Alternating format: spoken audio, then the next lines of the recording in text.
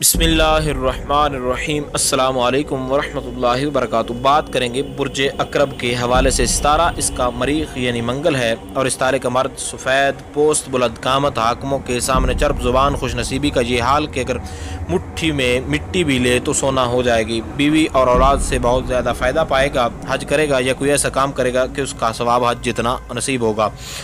ज़िंदगी बहुत होगी, लोगों में अजीज़ और बुज़ुर्ग होगा और गम और अंदों से बगैर होगी।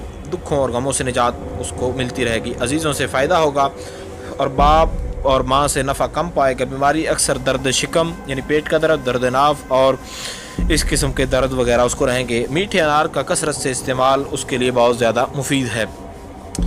नमाज और शरअ की पाबंदी किस्मत में 4 चांद लगा देगी। लड़कपन में आग पानी से खौफ है और इसके अलावा दुश्मन अगरचे बहुत ज़्यादा हैं मगर गालिब कभी नहीं आ सकेंगे। अलबत्ता एक शख्स दुबला पतला उसका दुश्मन है, उसके फ़रेब से बचता रहे।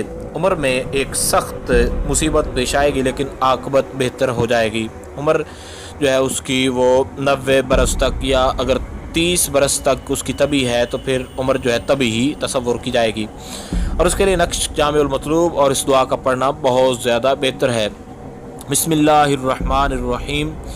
उसके लिए जो दुआ का पढ़ना है, मुहम्मदुर रसूलुल्लाहि व अला इलल्लाहिल क़ल्ब अहयन अशराहियन ला इलाहा इल्ला अंता या हय्यु या क़य्यूम या ज़ल जलाली वल इकराम।